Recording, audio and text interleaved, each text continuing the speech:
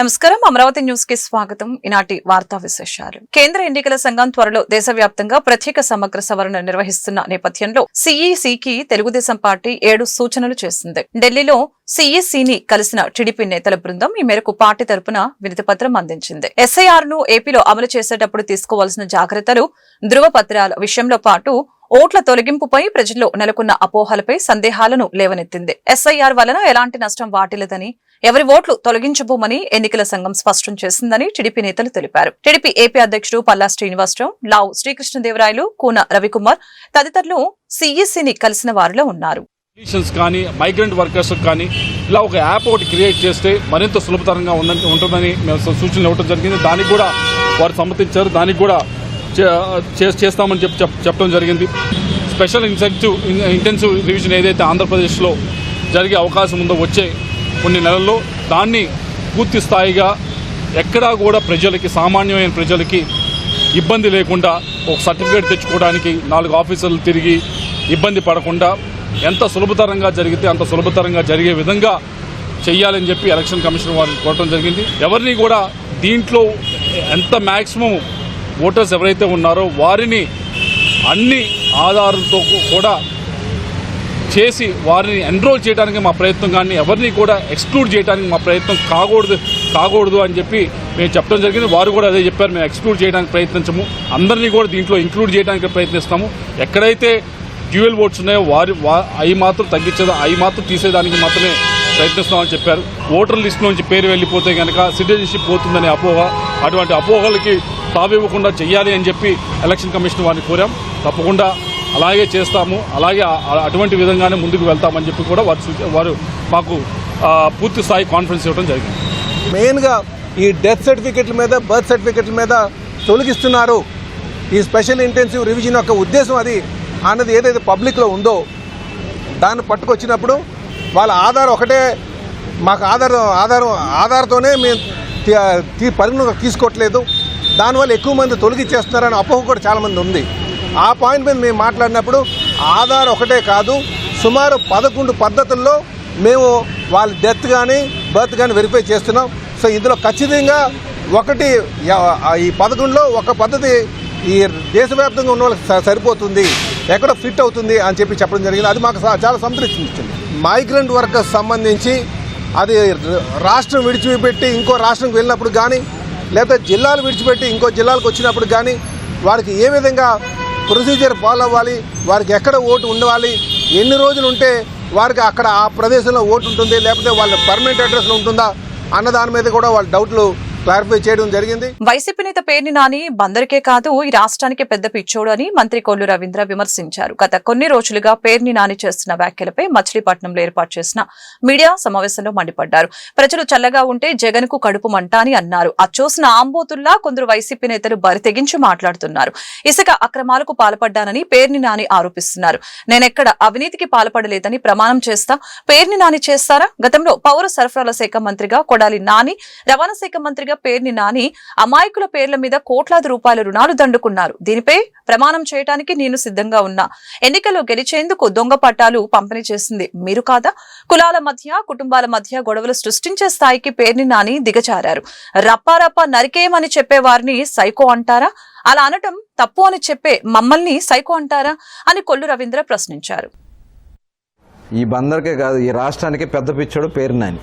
అంటే వాళ్ళకి కావాల్సింది ఏంటి? అరెస్ట్ కావాలి, బెయిల్ తెచ్చుకోవాలి అంటే సింపతి కోసం చుగుట్ట వ్యాఖ్యలు చేస్తారు. ఇప్పుడు ఎలా ఉందంటే చట్టాల్లో ఉన్నటువంటి లొసుగులను తీసుకుని వీళ్ళు బెయిల్ తెచ్చుకుని ఇచ్చేయాలని చూస్తున్నారు. ప్రజలే ఇవాళ చూశారు కదా, ఇప్పుడు మా మీదకి పెట్టారు, అక్రమ కేసులు పెట్టారు, మమ్మల్ని అందరూ అరెస్ట్ చేశారు. నేను 54 రోజుల పాటు రాజమండ్రి జైల్లో ఉన్నా. చంద్రబాబు నాయుడు గారు 53 రోజుల పాటు రాజమండ్రి జైల్లో ఉన్నారు. 151 స్థానాల నుంచి 11 స్థానాలకు దిగజార్చేశారు ప్రజలు. ఇవాళ వాళ్ళ ఉద్దేశం ఏంటంటే ఏదో రకంగా అరెస్ట్ అయిపోవాలి, కావాలని చెప్పి ఇలాంటి కార్యక్రమాలు చేస్తున్నారు. డెఫినెట్గా దీనికి చట్టపరంగా చేయాల్సినటువంటి అన్ని కార్యక్రమాలు జరుగుతాయి. ఎవరెవరు ఎన్ని మాట్లాడుతూ ఉన్నారో అవన్నీ కూడా కౌంట్ అవుతాయి. డెఫినెట్గా దీని మీద చాలా స్ట్రిక్ట్గా వెళ్లాల్సినటువంటి అవసరం ఉంది. ఇంత విచ్చలవిడితనం గతంలో ఎప్పుడు కూడా ఏ రాజకీయ పార్టీలో కూడా ఇట్లాంటి విచ్చలవిడితనం ఎక్కడ ఇది చూసి ఉండం. ఇలాంటి వ్యక్తులను మటుకి వాళ్ళు మాట్లాడే మాటలకి డెఫినెట్గా చట్టపరంగా ఎలాంటి కార్యక్రమాలు అన్నీ జరుగుతాయి. కాకినాడ రంగరాయ వైద్య కళాశాల పారామెడికల్ విద్యార్థినులపై లైంగికంగా వేధించిన నలుగురిని ఉద్యోగాల నుంచి తొలగించాలని మహిళా కమిషన్ చైర్పర్సన్ రాయపాటి శైలజ ప్రభుత్వాన్ని కోరారు. దూర ప్రాంతాల నుంచి వచ్చిన పేద విద్యార్థుల్ని మానసిక క్షోభకు గురిచేయడం దారుణమని మండిపడ్డారు. రంగరాయ వైద్య కళాశాలకు వెళ్లిన శైలజ పారామెడికల్ విద్యార్థుల్ని కలిసి ఆకృత్యాల వివరాలు అడిగి తెలుసుకున్నారు. టెక్నీషియన్ ఉన్నాడో అది అతని మీద ఇప్పుడే కాదు ముందు నుంచి జరుగుతూనే ఉంది. అంతకుముందు పాస్ అవుట్ అయిన బ్యాచ్ కానివ్వండి వాళ్ళ మీద కూడా జరిగింది. కాకపోతే వాళ్ళు ఎవరు కూడా ధైర్యంగా వచ్చి చెప్పలే. ఎందుకంటే భయం వలనో లేకపోతే ఆ ఫొటోస్ మేము 10 మంది పంపిస్తాం ఇది అది కామన్ అయిపోయింది. ఇప్పుడు ప్రతి ఒక్కడు ఏంటంటే ఒక ఫోటో తీసేసి దీన్ని సోషల్ మీడియాలో పెడతాం, నువ్వు మా మీద చెప్తే అనేది బెదిరించడం చాలా తేలిక అయిపోయింది. దాని వల్ల కూడా ఆడపిల్లలు భయపడి కూడా చెప్పట్లా. వాళ్ళు ధైర్యంగా ముందుకు వచ్చి చెప్పారు. సో ముందు దానికి వాళ్ళని అభినందించాలి. రెగ్యులర్ ఎంప్లాయీ అయినా ఏ రూల్స్ ఎలా ఉన్నా ఇలాంటి వాళ్ళని ఒకవేళ ఇది నిజమని నిరూపించబడింది వీళ్ళని మళ్ళీ ఏ విధంగా కూడా ఇలాంటి ఇన్స్టిట్యూట్స్ లోకి రానివ్వకూడదు. ఇక్కచ్చిగా టర్మినేట్ చేయాల్సింది, ఉద్యోగంలోంచి తీసేయాల్సింది. దానికి స్పెషల్ పర్మిషన్స్ తెచ్చుకోవాలన్నా గవర్నమెంట్ నుంచి తీసేయాలి. ఎందుకంటే ఇలాంటి వాళ్ళు మళ్ళీ వస్తే ఇలాంటి కంటిన్యూ అవుతూ ఉంటాయి. ఎందుకంటే ఈ విధంగా ఆలోచించే వాళ్ళు ఎప్పుడు మారరు.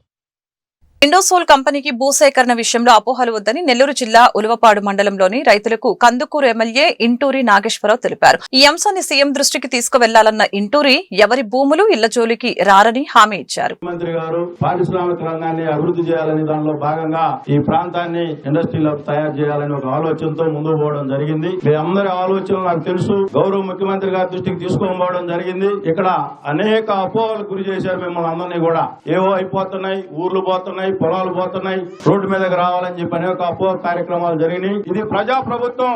ఈ ప్రభుత్వంలో మీ పేదవాళ్ళకి ఎవరికి కూడా చిన్న నష్టం కూడా జరగనివ్వకుండా చూసుకునే బాధ్యత నేను మీరు అందరిగా గెలిపించిన ఒక శాసనసభ్యుడిగా చెబుతా ఉన్నా. ఎవరు కూడా మీ పొలాల జోలికి రావడం లేదు, మీ ఇళ్ల జోలికి రావడం లేదు. మీరు ప్రశాంతంగా మీ ఇళ్లలో మీరు ఉండండి, మీరు వ్యవసాయం చేసుకోండి. గత ప్రభుత్వంలో ఈ ప్రాంతాన్ని అంతా కూడా ఆక్వా జోన్ క్రియేట్ చేసి ఈ ప్రాంతంలో అసైన్ ల్యాండ్ ఉంది అని చెప్పి ప్రభుత్వానికి నివేదికలు పంపిన మనుషులే ఈ రోజు మీ గ్రామాల్లోకి వచ్చి అనేక అబద్దాలు చెబుతా ఉన్నారు. ఈ పని మీరు చేసుకోవాలని చెప్పి ఈ సందర్భంగా అనవసరంగా రెచ్చగొడితే పోలీస్ కేసులు అవుతాయి. ఎవరు కూడా లా అండ్ ఆర్డర్ ని మన చేతుల్లోకి తీసుకుంటే అనేక సమస్యలు. కరువుతో వచ్చే దుర్భిక్ష పరిస్థితులు ఎదుర్కోవాలంటే నదుల అనుసంధానమే ప్రధాన మార్గమని జలవనరుల శాఖ మంత్రి నిమ్మల రామానాయుడు తెలిపారు. విజయవాడలో ప్రఖ్యాత ఇంజనీర్ డాక్టర్ కేఎల్ రావు 124వ జయంతి కార్యక్రమంలో మంత్రి నిమ్మల పాల్గొన్నారు. దుర్గాఘాట్లోని కేఎల్ రావు ఘాట్ వద్ద మంత్రి నివాళులర్పించారు. కేఎల్ రావు ఆశయాలను నెరవేర్చడమే ఆయనకిచ్చే ఘనమైన నివాళి అని చెప్పారు. అనుసంధానం అనేటువంటి కార్యక్రమానికి శ్రీకారం చుడుతూ ఉన్నారు. దీనికి ఆద్యులు కేఎల్ రావు గారు అనే విషయాన్ని ఈ సందర్భంగా గుర్తు చేసుకోవాలి. ఒక నదీ పరివాహక ప్రాంతంలో అధిక వర్షాలుండి ఇంకొక నదీ పరివాహక ప్రాంతంలో వర్షాలు తక్కువగా ఉన్నటువంటి పరిస్థితుల్లో అక్కడి కరువు కాటకాలు దుర్భిక్ష పరిస్థితుల నుంచి ఆ ప్రాంతాన్ని కాపాడాలనంటే నదుల అనుసంధానం ఒక్కటే మార్గం. కరువు కాటకాల నుంచి దుర్భిక్షమైనటువంటి పరిస్థితుల నుండి ఈ యొక్క భారతదేశం అతీతంగా ఉండాలి అని అంటే నదుల అనుసంధానం ఒక్కటే మార్గం.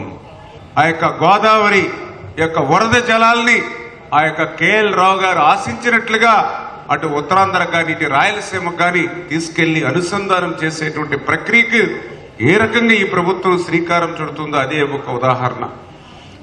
ఆ కేఎల్ రావు గారు ఆశించినటువంటి నదుల అనుసంధానం ఏదైతే ఉందో వాటన్నింటినీ కూడా నెరవేర్చాలి. కూటమి ప్రభుత్వం సంవత్సరం పాలనలో సంక్షేమం అభివృద్ధి పదంలో పరుగులు పెడుతుందని మంత్రి ఎన్ఎండి ఫరూక్ ఎమ్మెల్యే నజీర్ అహ్మద్ పేర్కొన్నారు. స్థానిక 54వ డివిజన్లోని సంజీవయ్య నగర్ 4వ లైన్ డగ్లస్ స్కూల్ వద్ద నుంచి సుపరిపాలనలో తొలి అడుగు ఇంటింటికి తెలుగుదేశం పార్టీ కార్యక్రమం నిర్వహించారు. కార్యక్రమానికి ముఖ్య అతిథిగా మైనార్టీ సంక్షేమ శాఖ మంత్రి ఎన్ఎండి ఫరూక్, గుంటూరు తూర్పు నియోజకవర్గ ఎమ్మెల్యే మహమ్మద్ నజీర్ హాజరయ్యారు. ఈ సందర్భంగా వారు మీడియాతో మాట్లాడారు. కూటమి ప్రభుత్వం ప్రవేశపెట్టిన సంక్షేమ పథకాల గురించి ప్రజలకు వివరిస్తున్నామని చెప్పారు. ప్రజల సమస్యలను అడిగి తెలుసుకోవడానికి సుపరిపాలనలో తొలి అడుగు కార్యక్రమం ఉపయోగపడుతుందని చెప్పారు. తల్లికి వందనం పథకం ద్వారా ఇంటిలో ఎంతమంది పిల్లలు ఉంటే అంతమందికి లబ్ధి చేకూరుతుందని అన్నారు. రాష్ట్రం ఆర్థికంగా ఇబ్బందులు ఉన్నప్పటికీ ఎన్నికల ముందు ప్రజలకు ఇచ్చిన హామీలను ఒక్కొక్కటిగా నెరవేర్చుకుంటూ వస్తున్నామని ఈ సందర్భంగా తెలియజేశారు. సంక్షేమం ఆర్థిక పరంగా రాష్ట్రాన్ని ముందంజలో ఉంచడమే కూటమి ప్రభుత్వ లక్ష్యమని తెలిపారు. కార్యక్రమంలో డిప్యూటీ మేయర్ షేక్ సజీలా, మాజీ గ్రంథాలయ సంస్థ చైర్మన్ రాజా మాస్టర్ మరియు కూటమి ముఖ్య నాయకులు, కార్యకర్తలు, అభిమానులు పాల్గొన్నారు.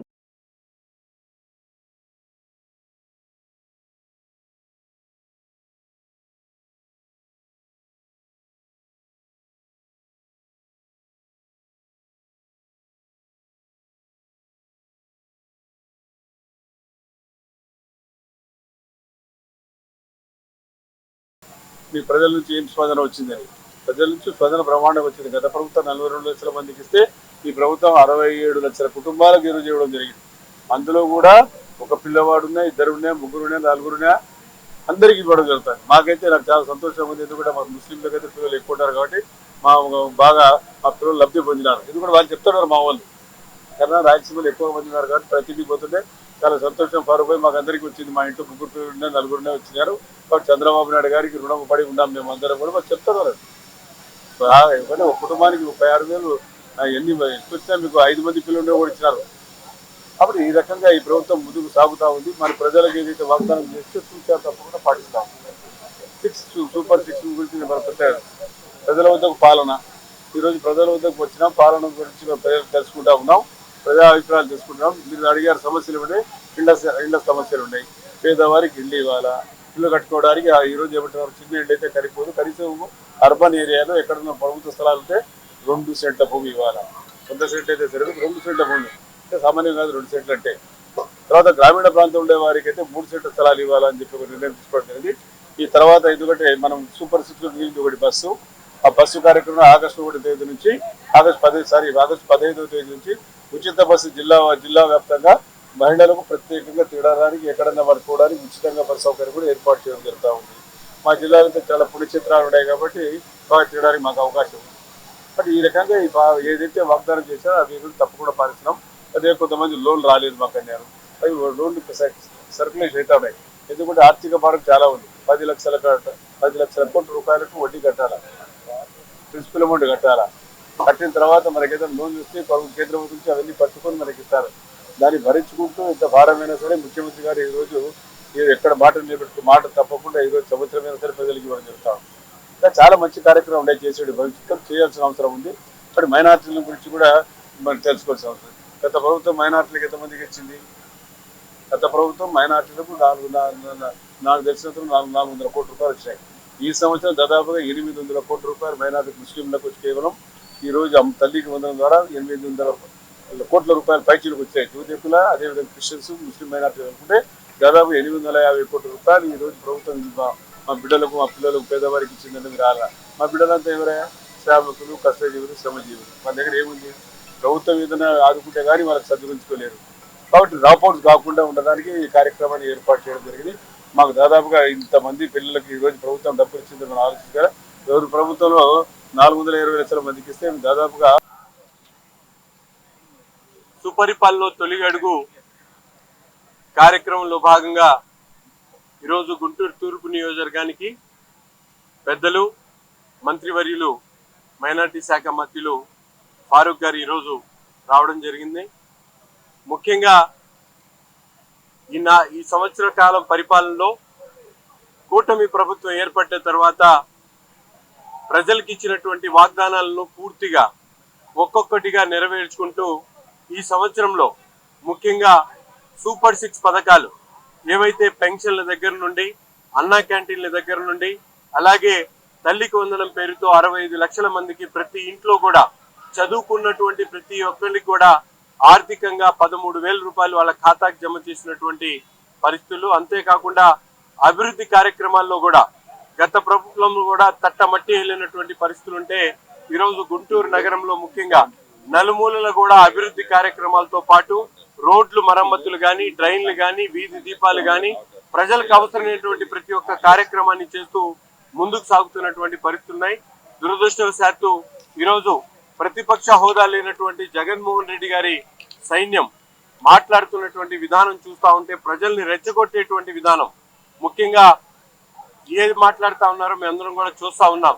లిక్కర్ స్కామ్లో దొంగలుగా ఉన్నటువంటి జగన్ ముఠా ఈరోజు దోచుకున్నటువంటి సొమ్మును దుబాయ్ లాంటి దేశాల్లో అక్రమంగా దాచిపెట్టినటువంటి పరిస్థితులు బయటపడతా ఉంటే నిజంగా ప్రజా జీవితంలో ఉన్నటువంటి జగన్మోహన్ రెడ్డి ఈరోజు శాసనసభ్యుడికి కూడా అర్హుడు కాడనేటువంటి విషయాన్ని ప్రజలు చెప్తున్నటువంటి పరిస్థితులు ఉన్నాయి.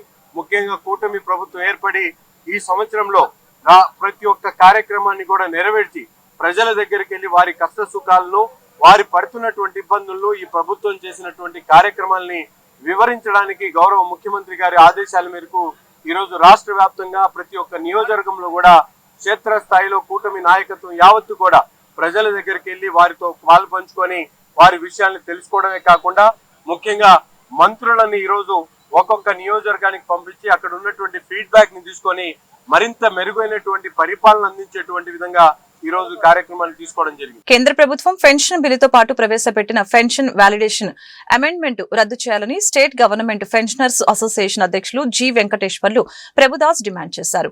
ఈ ఫైనాన్స్ బిల్లు అమల్లోకి వస్తే కేంద్ర రాష్ట్ర ప్రభుత్వాలు ఉద్యోగులతో పాటు పెన్షనర్లు కూడా నష్టపోయే అవకాశం ఉందని ఆందోళన వ్యక్తం చేశారు. అపరిష్కృతంగా ఉన్న సమస్యల్ని పరిష్కరించాలని కోరుతూ మంగళవారం స్టేట్ గవర్నమెంట్ పెన్షనర్స్ అసోసియేషన్ ఆధ్వర్యంలో గుంటూరు జిల్లా కలెక్టరేట్ ఎదుట ధర్నా కార్యక్రమం నిర్వహించారు.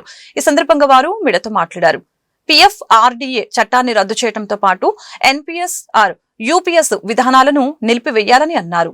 కేంద్ర ప్రభుత్వం 8వ పే కమిషన్ ను నియమించాలని అన్నారు. ఉద్యోగులకు, పెన్షనర్లకు ప్రతి 5 సంవత్సరాల్లో ఒకసారి పే రివిజన్ అందించాలని విజ్ఞప్తి చేశారు. వెంకటేశ్వర్లు, రాష్ట్ర ప్రభుత్వ పెన్షన్ల సంఘం ఆంధ్రప్రదేశ్ రాష్ట్ర అధ్యక్షులుగా సేవలు అందిస్తున్నాం. ఈనాడు all India state government pension federation ఇచ్చిన ఆదేశాల ప్రకారం రాష్ట్రం మొత్తం మీద కలెక్టరేట్ ధర్నా నిర్వహించడం జరిగింది. ఈ మధ్య మార్చిలో బడ్జెట్తో పాటుగా ప్రవేశపెట్టిన రాష్ట్ర ఫైనాన్స్ బిల్లులో 1972 సంవత్సరంలో సెంట్రల్ సివిల్ పెన్షన్ రూల్స్కి అమెండ్మెంట్ రావడం జరిగింది. ఆ అమెండ్ వల్ల ఇక ముందు ఏ PRC రివిజన్ వచ్చినా కూడా ఆ రివిజన్ వచ్చిన తర్వాత వారికే కానీ అంతకుముందు వారికి ఉండదని ఆ రూల్ అమెండ్ చేయడం జరిగింది. ఆ రూలే కనుక అమలు జరిగితే రాష్ట్రం కాదు దేశం మొత్తం మీద కూడా ఎవరికి కూడా ఈ రోజు తీసుకున్న పెన్షన్ తప్పితే ₹1 కూడా బెనిఫిట్ జరగదు. కాబట్టి దేశంలో ఉన్న 50 లక్షల మంది సెంట్రల్ గవర్నమెంట్ ఎంప్లాయీస్ కానీ, అలాగనే 65 లక్షల మంది సెంట్రల్ గవర్నమెంట్ పెన్షన్స్ కానీ, కోట్ల మంది రాష్ట్ర ప్రభుత్వ పెన్షన్ల అందరికీ కూడా ఈ బిల్లు వల్ల నష్టం జరుగుతుంది. కాబట్టి ఈ కలెక్టర్ గారి ద్వారా ప్రధానమంత్రి గారికి మా రాష్ట్ర ప్రభుత్వ పెన్షన్ సంఘం తరఫున రిక్వెస్ట్ ఏమిటంటే ఆ బిల్లును అమలు చేయకుండా చేయాలి. ఆ బిల్లును అమలు చేయమని కూడా చట్టం చేయాలి. అప్పుడే ఉపయోగం జరుగుతుంది. కాబట్టి 1972 సెంట్రల్ గవర్నమెంట్ సివిల్ పెన్షన్ రూల్స్కి అమెండ్ అయితే ఉందో అది ఉపసంహరించుకోవాలి. గౌరవ సెంట్రల్ ఫైనాన్స్ మినిస్టర్ గారు దీనివల్ల పెన్షన్స్కి ఇబ్బంది జరగదని చెబుతుంది. కానీ అది ఆ రద్దు కూడా చట్టరూపం దాలితేనే ఉపయోగం ఉంటుందని తెలియజేస్తూ, అలాగనే 8th PRC central government apply చేయాలని, అలాగనే సైమల్టేనియస్గా రాష్ట్ర ప్రభుత్వం కూడా 12వ PRC అమలు చేయాలని, దేశం మొత్తం మీద పెన్షనర్లకు ఉన్న DR ఏరియాస్ వెంటనే విడుదల చేయాలని, అలాగనే సమగ్రమైన హెల్త్ ప్రొవైడ్ చేయాలి. వీళ్ళంతా 65-90 సంవత్సరాల మధ్య ఉన్న వయసు వాళ్ళు కాబట్టి హెల్త్ చేయాలి. చివరిగా కమ్యూటేషన్ మేము తీసుకున్న కమ్యూటేషన్ 15 సంవత్సరాలు ఇప్పుడు రికవరీ చేస్తున్నారు. దాన్ని 11 సంవత్సరాలు కానీ 12 సంవత్సరాలు కానీ మినిమం తగ్గించాలని రాష్ట్ర ప్రభుత్వ పెన్షన్ సంఘం డిమాండ్ చేస్తుంది. All India state government pensioners federation committee నిర్ణయం మేరకు ఈ రాష్ట్రంలో ఉన్నటువంటి 26 జిల్లా కేంద్రాల కలెక్టర్ ఆఫీస్ కార్యాలయాల ముందు ఈరోజు ధర్నా కార్యక్రమాలు నిర్వహిస్తూ ఉన్నాం. ఇది ఆల్ ఇండియా ఫెడరేషన్ ఇచ్చినటువంటి పిలుపు. ఆ పిలుపులో స్టేట్ గవర్నమెంట్ పెన్షనర్స్ అసోసియేషన్ అనేటువంటిది ప్రధాన భాగస్వామిగా ఉంది. ఆ భాగస్వామిగా ఉన్న కనుక ఆ పక్షంలో ఈరోజు నిర్ణయించాం. దీనిలో ప్రధానంగా మరి పెన్షన్కు సంబంధించినటువంటి సెంట్రల్ గవర్నమెంట్ ప్రవేశపెట్టినటువంటి మార్చి 25వ తారీఖు 2025న ఒక బిల్లు ప్రవేశపెట్టారు. అది ఫైనాన్స్ బిల్లుతో కలిపి ఇంక్లూడ్ చేశారు ఈ పెన్షన్ని. కాబట్టి అది చాలా కీలకమైంది. అట ఇంక్లూడ్ చేసినటువంటి కీలకమైనటువంటి ఆ బిల్లులో చాలా ప్రమాదకరమైనటువంటి అంశాలు ఉన్నాయి. పెన్షనర్స్కి నష్టం కలిగించేటువంటి అంశాలు ఉన్నాయి. కొత్తగా పెరుగుదల లేకుండా పెన్షనర్స్లో వివక్ష చూపించేటువంటి అంశాలు ఉన్నాయి. కాబట్టి వాటన్నిటినీ రద్దు చేయాలనేటువంటి ప్రధాన డిమాండ్తో ఈరోజు మేము ఈ కార్యక్రమం దేశవ్యాప్తంగా ఈరోజు జరుగుతూ ఉంది. దేశంలో ఉన్నటువంటి అన్ని జిల్లా ప్రధాన కేంద్రాల్లో ఈ కార్యక్రమం నిర్వహణ జరుగుతూ ఉంది. అలాగే అన్ని రాష్ట్రాల్లో కూడా డిఆర్లు పెండింగ్ ఉన్నాయి. డిఆర్లు చాలా ఒక్కొక్క రాష్ట్రంలో అయితే 4 డిఆర్లు 5 డిఆర్లు రకరకాలుగా ఉన్నాయి. కాబట్టి అన్ని రాష్ట్రాల్లో కూడా పెండింగ్ డిఆర్ని విడుదల చేయాలనేటువంటిది కూడా ప్రధాన డిమాండ్గా ఈ ధర్నాలో యొక్క ప్రధాన ఉద్దేశం. అలాగే ఈ రాష్ట్రంలో ఉన్నటువంటి పెన్షనర్స్కి పెన్షనర్స్ వారి హక్కు, వారి భద్రత, వారు స్వేచ్ఛగా ఈరోజు ఒకరి మీద ఆధారపడకుండా బతుకుతూ ఉన్నారు. దానిలో నుంచి తగ్గించేటువంటి ప్రక్రియ చేయకుండా మరి వారికి ఇంకా భరోసా ఇవ్వాలని చెప్పి ఈ రాష్ట్ర కేంద్ర ప్రభుత్వాన్ని కోరుతాను. భవన నిర్మాణ కార్మిక సంఘం రాష్ట్ర 8వ మహాసభలు ఈ నెల 23, 24 తేదీలో పాత గుంటూరు శ్రీకృష్ణ కళ్యాణ మండపంలో ఘనంగా జరుగుతాయని యూనియన్ నాయకులు దండ లక్ష్మీనారాయణ, కె. శ్రీనివాసరావు తెలిపారు. ఇందుకు సంబంధించిన పోస్టర్ ని మంగళవారం గుంటూరు బ్రాడీపేటలోని సిపిఎం జిల్లా కార్యాలయంలో ఏర్పాటు చేసిన మీడియా సమావేశంలో యూనియన్ నాయకులు ఆవిష్కరించారు. ఈ సందర్భంగా వారు మాట్లాడుతూ ఎన్నికల హామీ మేరకు కూటమి ప్రభుత్వం భవన నిర్మాణ కార్మికుల సంక్షేమ బోర్డును తక్షణమే అమలు చేయాలని అన్నారు. సమాన పనికి సమాన వేతనం అందించాలని అన్నారు. రాజధాని నిర్మాణ పనుల్లో స్థానిక భవన నిర్మాణ కార్మికులకు ఉపాధి కల్పించాలని అన్నారు. అలాగనే భవన నిర్మాణ కార్మికులు ఎదుర్కొంటున్న సమస్యల్ని పరిష్కరించాలని అన్నారు. కార్మిక సంఘం రాష్ట్ర మహాసభలు ఈ నెల 23, 24 తేదీల్లో పాత గుంటూరులోని శ్రీకృష్ణ కళ్యాణ మండపంలో జరుగుతున్నాయి. ఈ మహాసభలో ప్రధానంగా భవన నిర్మాణ కార్మికులు ఎదుర్కొనే సమస్యల మీద చర్చించడం జరుగుతుంది. ఈ మహాసభలకు ఆహ్వాన సంఘం చైర్మన్గా నగర మేయర్ నాని గారు, అదేవిధంగా నార్కెడో చైర్మన్ బిల్డర్స్ అసోసియేషన్ నాయకులు నాగవంశీ గారు దీనికి ఉపాధ్యక్షులుగా ఉన్నారు. దీంతోపాటు ఆర్కిటెక్చర్స్ వీళ్ళందరూ కేఎస్ కుమార్ గారు లాంటి వాళ్ళతో ఆహ్వాన సంఘం ఏర్పాటు చేయడం జరిగింది. ప్రధానంగా ఈ 3 సంవత్సరాల కాలంలో బిల్డింగ్ నిర్మాణంలో వస్తున్న సమస్యలు, ఎదుర్కొంటున్న సమస్యల గురించి దీనిలో చర్చించి భవిష్యత్ ప్రణాళిక రూపొందించుకోవడం జరుగుతుంది. ప్రధానంగా ఈ రాష్ట్ర కూటమి పాలన అధికారంలోకి వచ్చిన తర్వాత కార్మికులు ఇబ్బందులు ఎక్కువైపోయినాయి. ఎన్నికల హామీల్లో కార్మికులకి భవన నిర్మాణ సంక్షేమ బోర్డు పునరుద్ధరిస్తామని చెప్పారు. సంవత్సర కాలం పూర్తయింది. సుపరిపాలన మొదటి అడుగు అని చెప్పేసి ప్రచార కార్యక్రమాలు అయితే నిర్వహిస్తున్నారు. కానీ ఎన్నికల్లో భవన నిర్మాణ కార్మికులకు ఇచ్చిన ఏ ఒక్క సమస్య పరిష్కారానికి చర్యలు తీసుకోలేదు. ప్రధానమైంది భవన నిర్మాణ కార్మికులకు సంక్షేమానికి సంబంధించి భవన నిర్మాణ సంక్షేమ బోర్డు చాలా కీలకమైంది. కానీ దాని పునరుద్ధరణకు మాత్రం ఎటువంటి చర్యలు తీసుకోలేదు. సంక్షేమ బోర్డులో ఇప్పటికే నిర్మాణం సెస్ ద్వారా వచ్చినాయే 4,500 కోట్ల రూపాయలు ఉన్నాయి. బడ్జెట్ నుంచి కూడా ఒక్క పైసా కూడా ఖర్చు చేయకుండా సంక్షేమ బోర్డు ద్వారా వచ్చిన డబ్బుల్ని భవన నిర్మాణ కార్మికులకు వెచ్చిస్తే ప్రమాదాలు జరిగినప్పుడు కుటుంబాలు వీధిని పడకుండా ఉంటాయి. కానీ వాటి గురించి రాష్ట్ర ప్రభుత్వం పట్టించుకోవట్లేదు.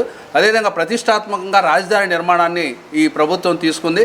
కానీ రాజధాని నిర్మాణంలో స్థానికులకి ఒక్క పని కూడా కల్పించిన పరిస్థితి. వలస కార్మికుల మీదే ఆధారపడి ఈరోజు చేస్తున్నారు. ఇప్పటికే 10,000 మంది కార్మికులు రాజధాని నిర్మాణంలో వలస కార్మికులు ఉన్నారు. వీరు చాలన్నట్టుగా ఇంకొక 10,000 మంది, మొత్తం 20,000 మందితో వలస కార్మికులతోనే పనిచేస్తున్నారు తప్ప స్థానికంగా ఉన్న కార్మికులకు ఉపాధి కూడా కల్పించే పరిస్థితి ఈరోజు రాష్ట్ర ప్రభుత్వం చేయట్లేదు. మెటీరియల్ ధరలు విపరీతంగా పెరిగిపోతున్నాయి. దాంతో ఈరోజు నిర్మాణం కుదేలవుతున్న పరిస్థితి ఉంది. అందుకని ఓ పక్క భవన నిర్మాణ రంగం బాగా పెరగటం వల్ల రాష్ట్ర ప్రభుత్వానికి ఆదాయం వస్తుంది. కానీ ఆ ఆదాయాన్ని కేవలం అభివృద్ధికి ఉపయోగించకుండా కేవలం కొద్దిమంది ప్రయోజనాల కోసం మాత్రమే రాష్ట్ర ప్రభుత్వం చూస్తుంది. అందుకని ఈ సంక్షేమాన్ని, అభివృద్ధిని రెండింటిని కలగలుపుగా ముందుకు పోవాల్సిన అవసరం ఉంది. కాబట్టి నిర్మాణ రంగంలో వచ్చే సమస్యల మీద ఈ రాష్ట్ర మహాసభలో చర్చించడం జరుగుతుంది. ఈ రాష్ట్ర మహాసభలకు రాష్ట్ర కార్యదర్శి, లేదా ఆల్ ఇండియా కార్యదర్శి కూడా ఈ మహాసభలకు హాజరు కాబోతున్నారు. కాబట్టి నగరంలో, జిల్లాలో ఉన్న భవన నిర్మాణ సిఐటియు అనుబంధ రాష్ట్ర మహాసభలు ఈ నెల 23, 24 తేదీల్లో గుంటూరు నగరంలో జరుగుతూ ఉన్నాయి. ప్రధానంగా గడిచిన 6 సంవత్సరాల కాలంలో భవన నిర్మాణ కార్మికులు అనేక ఇబ్బందులు గురయ్యారు. సంక్షేమ బోర్డులో నిధులున్న కార్మికులకు అందక అనేక ఇబ్బందులకు గురయ్యారు. చాలామంది చనిపోయారు. బోర్డుకు అప్లై చేసి ఆ నిధులు రాక ఈరోజు అనేక మంది భిక్షాటన చేసే నేపథ్యం చూస్తూ ఉన్నాం. అట్లాంటి సందర్భంలో గుంటూరు నగరంలో భవన నిర్మాణ కార్మిక రాష్ట్ర మహాసభలో నిర్వహించాలని మా యూనియన్ రాష్ట్ర కమిటీ నిర్ణయించడం జరిగింది. ప్రధానంగా గడిచిన 6 సంవత్సరాల్లో భవన నిర్మాణ కార్మికులు ఎదుర్కొంటున్న సమస్యలు, అదేవిధంగా కూటమి ప్రభుత్వం మేము అధికారంలోకి వస్తే భవన నిర్మాణ కార్మికుల్ని గుర్తిస్తామని, సంక్షేమ బోర్డును కొనసాగిస్తామని, పెండింగ్లో ఉన్న క్లెయిములు వెంటనే విడుదల చేస్తామని రకరకాల హామీలతోటి అధికారంలోకి వచ్చారు. అధికారంలోకి వచ్చి నేటికి 13 నెలలు అవుతా ఉన్న మంచి ప్రభుత్వం అనే పేరుతోటి ఈరోజు వీధుల్లో తిరిగి వాళ్ళు ప్రచారం చేస్తున్నారు తప్పితే భవన నిర్మాణ కార్మికులకు సంబంధించి ఒక్క క్లెయిమ్ కూడా నేటికి విడుదల చేసిన పరిస్థితి లేదు. మరి దీన్ని ఎట్లా మంచి ప్రభుత్వం అనాలనేది భవన నిర్మాణ కార్మికులు క్వశ్చన్ చేస్తూ ఉన్నారు. దాంతోపాటు ఈరోజు భవన నిర్మాణానికి సంబంధించి మెటీరియల్స్ కూడా ఇసుక కానీ, ఇనుము కానీ, సిప్స్ కానీ అభినార్మల్గా రేట్లు పెరిగి నిర్మాణదారులకు అందుబాటులో లేకుండా నిర్మాణాలు తగ్గే పరిస్థితి ఉంది. దాంతోపాటుగా రాజధాని నిర్మాణంలో కూడా వలస కార్మిక చట్టం ఉన్న చట్టాన్ని తొంగలో దొక్కి ఈరోజు ఇతర రాష్ట్రాల నుంచి కార్మికులను తీసుకొచ్చి వాళ్ళ చేత పనులు చేపిస్తూ ఉన్నారు. వాళ్ళకి ఇచ్చేది కేవలం 400, 500 మాత్రమే ఇస్తున్నారు తప్పితే వాళ్ళకి సమాన పనికి సమాన వేతనం ఇవ్వాలనే ఆలోచన కూడా ఈరోజు ఈ కాంట్రాక్టర్లు చూడట్లేదు. ప్రభుత్వం కూడా ఆ విధంగా చర్యలు తీసుకోవట్లేదు. అందుకని రేపు జరగబోయే మహాసభలో ఈ సంక్షేమాల గురించి కానీ, సంక్షేమ చట్టాల గురించి కానీ, వలస కార్మిక చట్టాల గురించి కానీ చర్చించడం జరుగుతూ ఉంది. అందుకని గుంటూరు నగరం, గుంటూరు జిల్లాలో ఉన్నటువంటి వేలాది మంది గుంటూరు కలెక్టర్ కార్యాలయంలోని శంకరన్ హాల్లో షెడ్యూల్ కులాల అభ్యున్నతిపై జరిగిన సమీక్ష సమావేశంలో జాతీయ ఎస్సీ కమిషన్ సభ్యులు వడ్డేపల్లి రామచందర్ పాల్గొన్నారు. అనంతరం ఆయన మీడియాతో మాట్లాడారు. ఎన్టీఆర్ కృష్ణా గుంటూరు జిల్లాలో సమీక్ష సమావేశాన్ని నిర్వహించామని తెలిపారు. షెడ్యూల్డ్ కులాల వారికి అందించవలసిన పథకాలు అందుతున్నాయా లేదా అనే అంశాలను సమీక్షించాలని చెప్పారు. యువతకు ఉపాధి కల్పించేందుకు 5 కోట్ల వరకు హామీ లేని రుణాలు మంజూరు చేస్తున్నారని, అదేవిధంగా 20 లక్షల వరకు ఇంటి రుణాలు బ్యాంకుల ద్వారా ఇస్తున్నారని తెలిపారు. కొన్ని స్కీంలు అమలవుతున్నాయి, మరికొన్ని అమలు చేసేందుకు ఒప్పుకున్నారని చెప్పారు.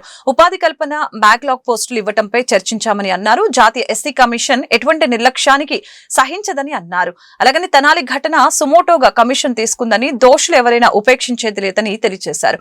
బ్యాంకులు రుణాలు ఇచ్చేందుకు సిద్ధంగా ఉన్నాయి. పేదరిక నిర్మూలన కోసం ప్రధాని నరేంద్ర మోదీ పనిచేస్తున్నారని చెప్పారు. ఈరోజు ఉదయం విజయవాడ ఎన్టీఆర్ జిల్లా, మధ్యాహ్నం గాను గుంటూరు జిల్లా, 2 జిల్లాలు రివ్యూ చేయడానికి నేషనల్ ఎస్సీ కమిషన్ మెంబర్గా ఇక్కడికి రావడం జరిగింది. ముఖ్యంగా ఈ యొక్క షెడ్యూల్ కులాల వాళ్ళ అందాల్సినటువంటి పథకాలు సకాలంలో అందుతున్నాయా లేదా, బ్యాక్లాగ్స్ కానీ, ఈ యొక్క రోస్టర్ సిస్టమ్స్ కానీ,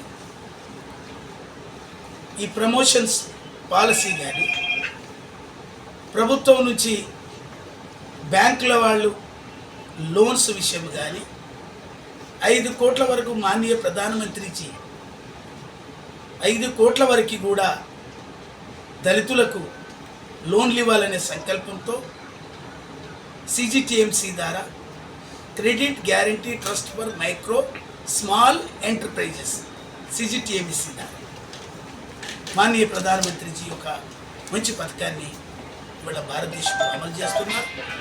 అమల్లో భాగంగా ఇవాళ అంతా కూడా ప్రైవేటేషన్ ఉంది కాబట్టి ఉపాధి కల్పనకు యువతకు ఒక మార్గాన్ని చూపెట్టాలనే సంకల్పంతో ఇవాళ 5 కోట్ల వరకు పూచికత్తు లేని రుణాలను ఇవ్వాలనేటువంటి సంకల్పంతో ఒక పథకం ప్రారంభించారు.